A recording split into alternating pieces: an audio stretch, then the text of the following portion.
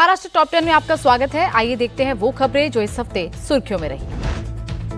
फडणवीस सरकार ने महाराष्ट्र के किसानों को बड़ी राहत दी है। सरकार ने पुण्यश्लोक अहिल्यादेवी होलकर शेतकरी कर्ज मुक्ति योजना में बड़ा बदलाव किया, जिसके तहत 50,000 रुपए की सीमा हटा दी गई है। अब पात्र किसानों को 2 लाख रुपए तक की कर्ज माफी का लाभ मिलेगा। साल 2026-27 में फसल ऋण लेने और समय पर भुगतान करने की शर्त को खत्म कर दिया गया है। सरकार का कहना है कि इस योजना से 56 लाख किसानों को 36,585 करोड़ रुपए का लाभ होगा। साथ ही सीएम देवेंद्र फडणवीस ने किसानों के 48,000 करोड़ रुपए के बकाया बिजली बिल को भी माफ करने का ऐलान किया है। मुख्यमंत्री ने बताया कि राज्य में 7.5 हॉर्स पावर तक के कृषि पंपों का बिजली बिल पहले ही माफ किया जा चुका है। अब किसानों के नाम पर दर्ज पुरानी बकाया राशि भी समाप्त की जाएगी, ताकि उन्हें नए कृषि बिजली कनेक्शन लेने में कोई दिक्कत न हो। मुख्यमंत्री ने कहा कि बार बार कर्ज माफी कोई स्थायी समाधान नहीं है और सरकार का उद्देश्य खेती को लाभकारी और टिकाऊ बनाना है। महाराष्ट्र में रेल कनेक्टिविटी और ट्रैफिक इंफ्रास्ट्रक्चर को बड़ी मजबूती मिली है। मुख्यमंत्री देवेंद्र फडणवीस और केंद्रीय मंत्री नितिन गडकरी ने महाराष्ट्र के 6 जिलों में बने 9 रेल इंफ्रास्ट्रक्चर प्रोजेक्ट्स का उद्घाटन किया। इन परियोजनाओं पर करीब 484 करोड़ रुपए खर्च किए गए। इनमें 4 रोड ओवरब्रिज, 4 रोड अंडरब्रिज और 1 रोड सबवे शामिल है। मुख्यमंत्री देवेंद्र फडणवीस की अध्यक्षता में अर्बन चैलेंज फंड को लेकर एक हाई लेवल बैठक हुई और प्रोजेक्ट के रोड मैप को लेकर चर्चा हुई। सरकार का कहना है कि इस योजना के जरिए शहरों में बुनियादी सुविधाओं को मजबूत किया जाएगा। इसमें traffic, water supply, sanitation, digital governance और रीडेवलपमेंट जैसे करीब 22 क्षेत्रों पर फोकस किया जाएगा। इस अभियान में 90,000 करोड़ रुपए की परियोजनाएं शामिल हैं। इनमें महाराष्ट्र के लिए करीब 44,800 करोड़ रुपए की परियोजनाओं को आगे बढ़ाने की तैयारी है।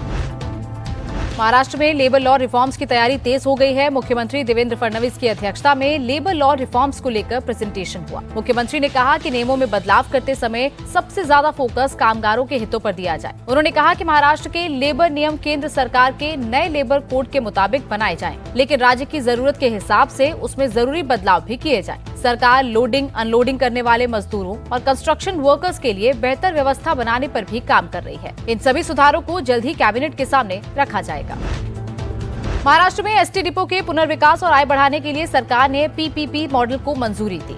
मुख्यमंत्री देवेंद्र फडणवीस ने कहा कि हर एसटी डिपो की कमर्शियल क्षमता के हिसाब से डेवलपमेंट प्लान तैयार किया जाए। सरकार का मकसद एमएसआरटीसी यानी कि महाराष्ट्र राज्य सड़क परिवहन महामंडल की आय बढ़ाकर उसे आर्थिक रूप से मजबूत बनाना है। पीपीपी मॉडल के जरिए रीडेवलपमेंट को तेज करने, डेवलपर्स के लिए जरूरी पॉलिसी तैयार करने और 49+49 साल के लीज मॉडल पर काम करने के निर्देश दिए गए।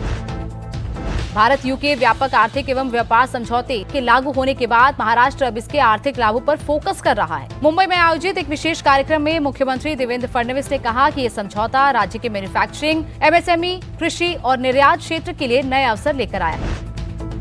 महाराष्ट्र में कानून व्यवस्था और साइबर क्राइम को लेकर मुख्यमंत्री देवेंद्र फडणवीस ने विधानसभा में कई अहम आंकड़े पेश किए। उन्होंने बताया कि मई 2025 से मई 2026 के बीच क्राइम डिटेक्शन रेट बढ़कर 82% तक पहुंच गया है, जबकि कन्विक्शन रेट 44.2 से बढ़कर 52.6% हो गया है। इस साल जनवरी से जून के बीच साइबर फ्रॉड से जुड़े 439 करोड़ रुपए फ्रीज किए गए हैं। सरकार ने एआई बेस्ड तपास सारथी सिस्टम को पुलिस के डिजिटल नेटवर्क से जोड़ दिया है।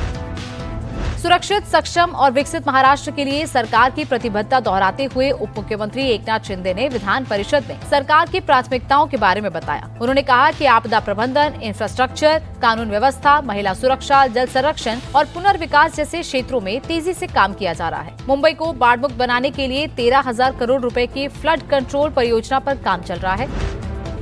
मुंबई के मशहूर काला घोड़ा इलाके को नए आर्ट और कल्चरल हब के रूप में विकसित किया जा रहा है। मुख्यमंत्री देवेंद्र फडणवीस ने काला घोड़ा आर्ट एवेन्यू के सौंदर्यीकरण और लाइटिंग प्रोजेक्ट का उद्घाटन किया। इस मौके पर उप मुख्यमंत्री सुनेत्रा अजीत पवार भी मौजूद रहीं। बीएमसी के इस प्रोजेक्ट के तहत वीकेंड पर कुछ सड़कें सिर्फ पैदल चलने वालों के लिए रिजर्व रहेंगी। यहाँ दीवारों पर सुंदर पेंटिंग, कला से जुड़े इंस्टॉलेशन और पत्थरों से बने आकर्षक वॉकवे तैयार किए जाएंगे। महाराष्ट्र की प्रसिद्ध पंढरपुर वारी अब देश भर के लोगों तक पहुंचेगी। मुख्यमंत्री देवेंद्र फडणवीस की मौजूदगी में पंढरपुर वारी और संतों के पदचिन्ह नाम की डॉक्यूमेंट्री का प्रीमियर किया गया। 22 मिनट की डॉक्यूमेंट्री महाराष्ट्र डीजीआईपीआर और वार्नर ब्रदर्स डिस्कवरी के सहयोग से बनाई गई है। इसमें पंढरपुर वारी, महाराष्ट्र की संत परंपरा और वारकरी संप्रदाय की आस्था को सरल और आकर्षक तरीके से दिखाया गया है।